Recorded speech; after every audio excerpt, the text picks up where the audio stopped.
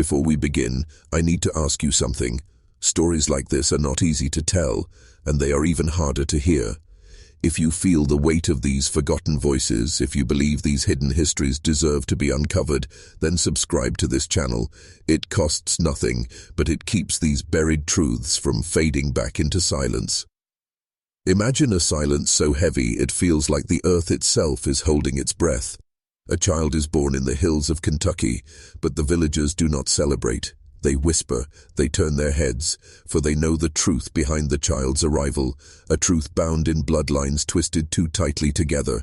She delivered her own nephew, they say, not as a rumor but as a fact no one dares to speak aloud. And in that single birth, generations of secrecy, shame, and entrapment collapsed into one fragile body that should never have existed. This is not just a story of poverty or of forgotten rural America. It is a story of blood bending back on itself, of kinship turned into a cage, and of a woman who carried within her womb the most inbred child the region had ever seen. To understand how it happened, you must first understand the land itself. The Appalachian foothills of Kentucky are not just rugged, they are isolating.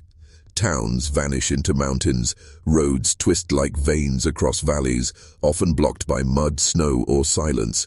Families planted themselves deep in this soil, carving lives of coal dust, farming, and survival. But in isolation, family trees no longer reached outward, they bent inward. Cousins became lovers, brothers and sisters blurred into husband and wife, generations passed without strangers entering the bloodline, and from that soil of silence rose stories like hers, the girl who became both mother and aunt in the same breath. She was born into a family already marked by whispers. Her father was also her uncle, her mother, both cousin and sister-in-law to her kin.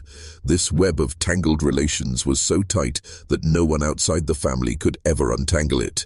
And so, by the time she reached womanhood, she had never known what it meant to love someone beyond her own blood.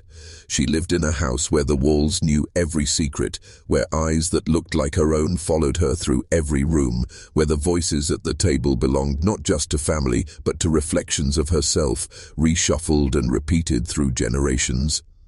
And when she grew older, her fate was sealed not by choice, but by tradition.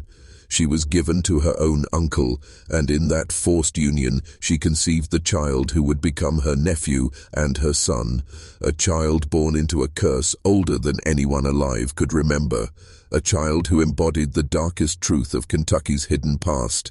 The day of the birth was not celebrated, it was endured. The wooden cabin in which it happened stood on the edge of a hollow, its boards warped by rain and time, its roof patched with rusted tin. Inside, the air was thick with the smell of sweat, fear, and smoke from the hearth. She labored alone, her cries muffled into a pillow so that no neighbor would hear. For in those hills, childbirth was not always a joyous event. It could be a confirmation of a family's deepest shame. And this birth, more than any other, was never meant to be spoken of beyond those walls. She delivered her own nephew, her own son, with hands trembling not just from pain, but from the knowledge of what that child represented. A life both innocent and condemned. A boy whose very first breath carried the weight of generations folding back upon themselves. His features, from the very moment he opened his eyes, bore signs that something was deeply wrong. A face too familiar yet distorted, as though the family's blood had been trapped in a mirror, reflecting itself until it cracked. The villagers who saw him later would avert their gaze, muttering prayers beneath their breath. But in those early hours, she held him close, torn between love and horror.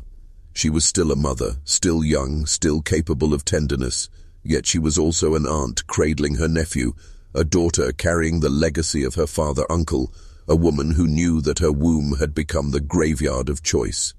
She had not chosen her husband, nor the path that led to this night. Her life had been mapped by ancestors long dead, their decisions echoing forward like footsteps in the dark. In Kentucky's hills, people spoke in riddles and silences.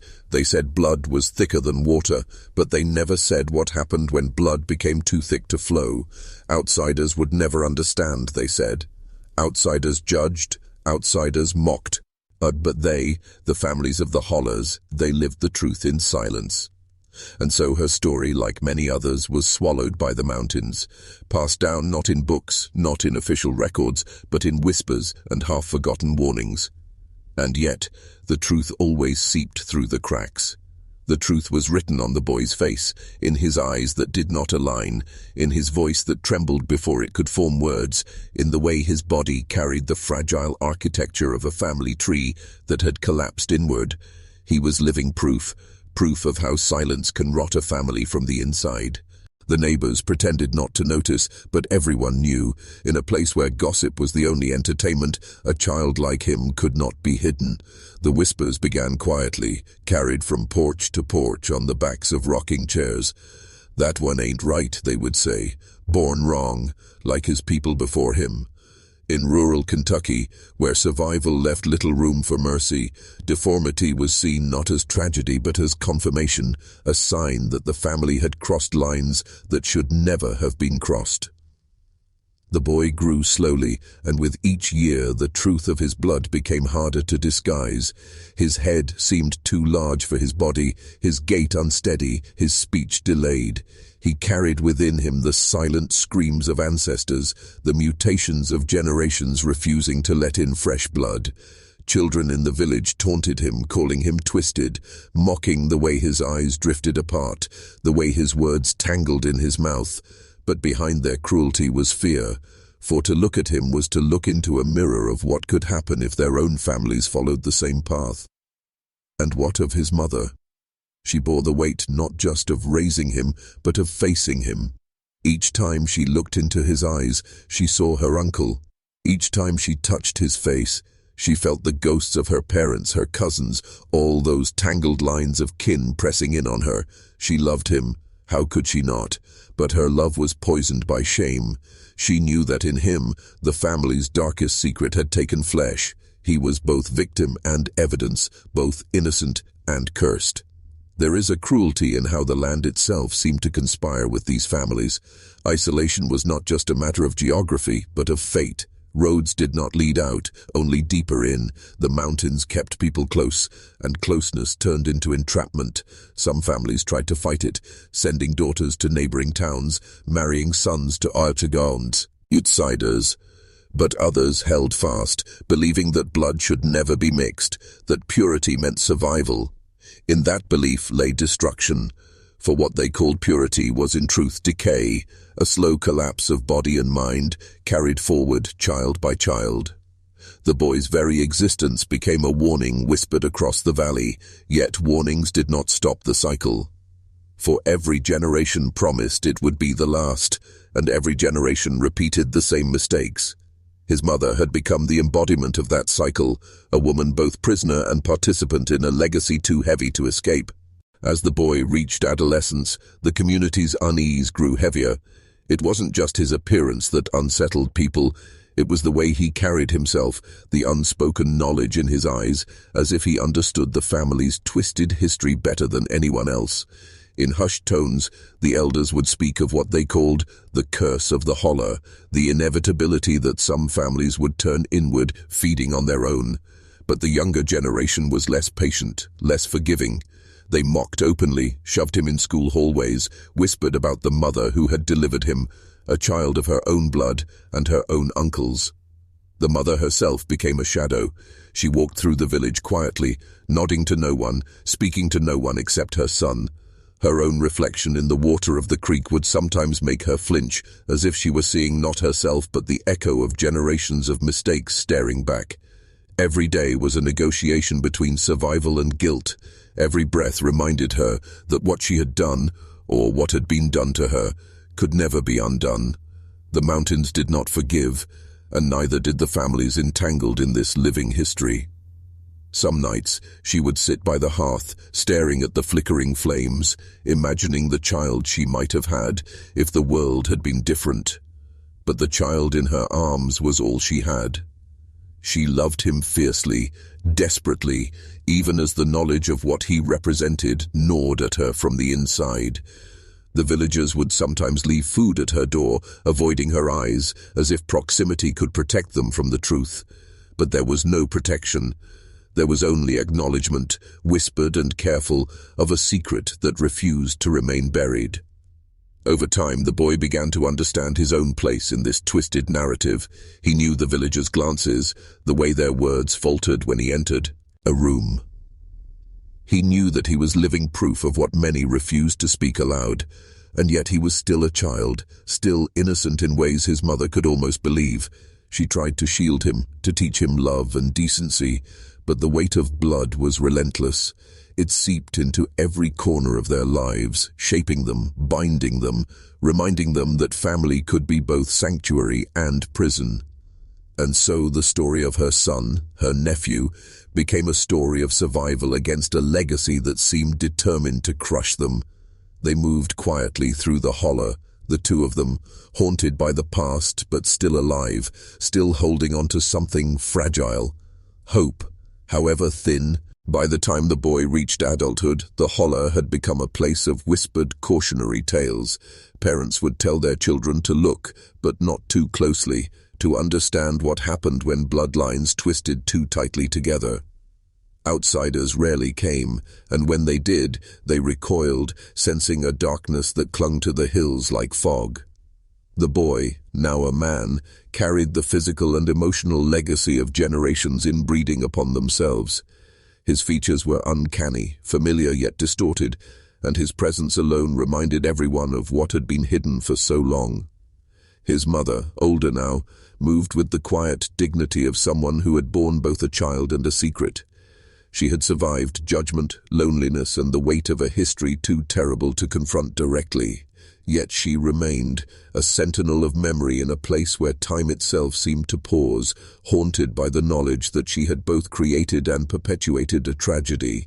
She rarely spoke of the events that led to her son's birth, but her silence was itself a story, louder than any words could ever be. The community, for all its isolation, continued to feel the ripple effects of that single birth. Families that had once looked outward turned inward, wary of the example set by the most inbred mother in Kentucky. Children were married off earlier, cousins discouraged from pairing, and yet the patterns persisted, stubborn and resilient. It was as though the mountains themselves conspired to keep the cycles unbroken, to ensure that the lessons were passed down not in writing, but in blood. And the boy, her nephew, her son, lived his life under the shadow of a secret he could never escape. He felt the weight of generations pressing down on him with every step, in every glance, in every choice. And yet, despite the deformities of body and mind, despite the whispers and the judgment, he survived. That survival, i.e., in its own way, was a quiet act of defiance. It was a testament to human resilience in the face of horrors that should have consumed them long ago. If you're still watching, you're already braver than most. Tell us in the comments, what would you have done if this was your bloodline? It is a question that lingers, a question with no easy answer, because the truth is never neat, never simple. Some legacies are meant to haunt, some families are meant to remain buried in silence, yet their echoes reach us all if we dare to listen. The story of her son did not end with survival. It evolved into a quiet tragedy that stretched into adulthood. As he aged, the genetic consequences of generations of inbreeding became increasingly apparent. His body bore the unmistakable marks of a family tree collapsed upon itself. Brittle bones, facial asymmetry, limited mobility.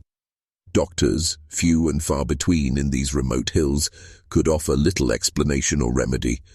They spoke in clinical terms, congenital anomalies, developmental delays. But the villagers understood the truth more clearly. This was the price of blood turned inward, of a family unwilling or unable to escape itself. His mother watched him with a mixture of awe and grief. She had brought him into the world, yes, but she had also delivered the weight of generations, concentrated in a single life. There were nights she wept quietly, listening to his uneven breathing, wishing she could rewrite history. But history, she knew, does not bend to desire. It moves forward relentlessly, carrying the echoes of every choice, every forbidden union, every whispered decision that shaped the holler long before she was born. In public, they moved through the village like ghosts. People stared, some with pity, some with judgment, but all with a kind of fearful fascination. Outsiders would never understand the complexity of this family, the subtle ways bloodlines had been trapped in cycles that repeated like a pendulum swinging too close to a fire. Within the family, conversations were measured, careful, avoiding the words that could break them completely. Love existed, yes, but it was entangled with guilt, shame, and resignation, a love that could not be pure because the circumstances of its existence were anything but. And yet, despite everything, life pressed forward.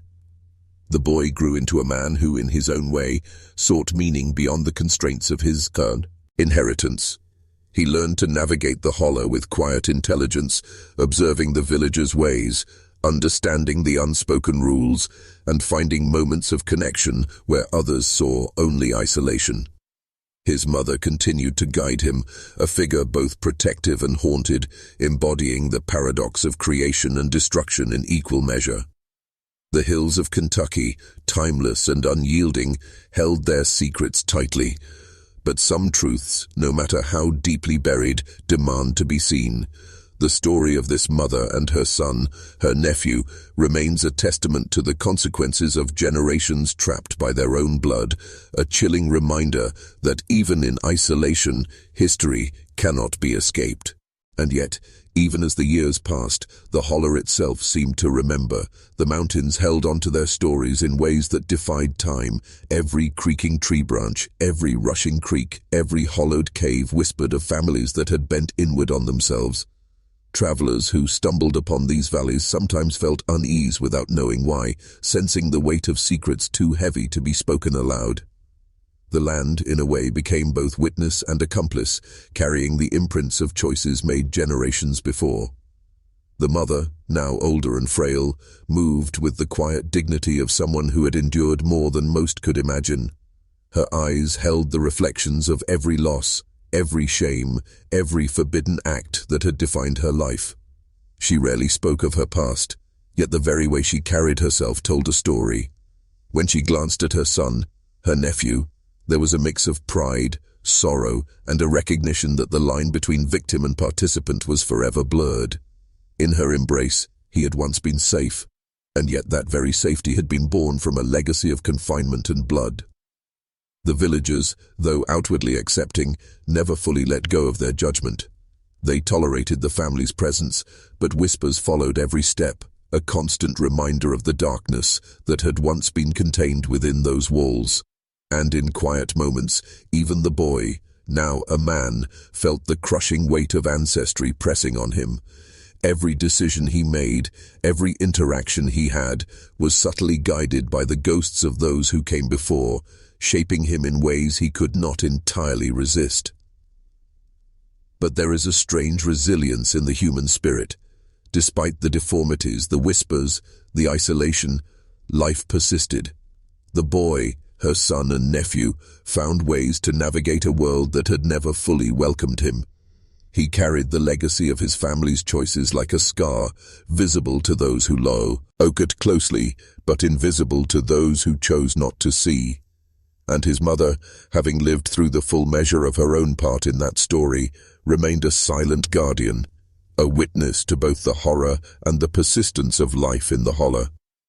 In the end, their story is not just one of shame or of twisted bloodlines. It is a record of survival against forces both natural and human, a testament to the ways that hidden histories can shape lives long after the acts themselves are done. The mountains still hold their secrets, but those who dare to listen can hear them. The echoes of a mother who delivered her own nephew, and the child who carried the burden of a family too tightly bound by its own blood. And so, the story reaches its quiet, unbearable weight. The mother, aged and worn, walks through the hollow knowing that her life, and her son's life, will forever be defined by the choices of those who came before her. She has loved, feared, and survived in equal measure, a woman trapped in a lineage that refused to loosen its grip. Her son, her nephew, stands beside her, a living monument to what happens when blood turns inward, when isolation becomes both shelter and prison. Time in the holler moves differently.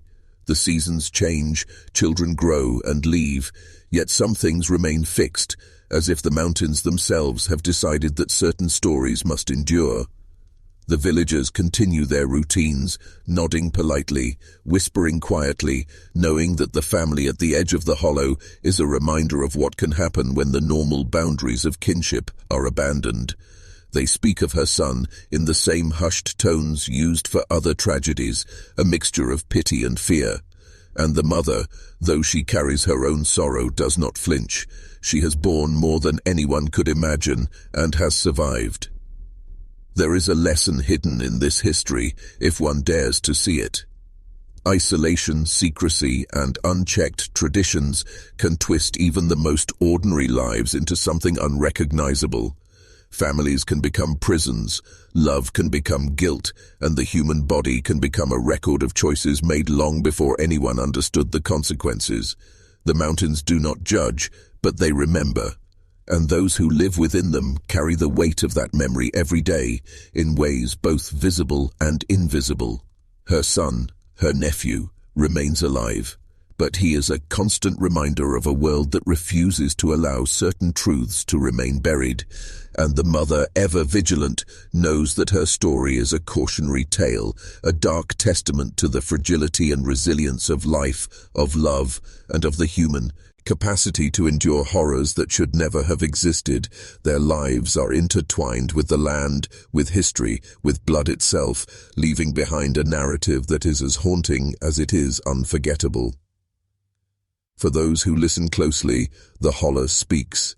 Its secrets are layered, its truths uncomfortable, and its histories dark.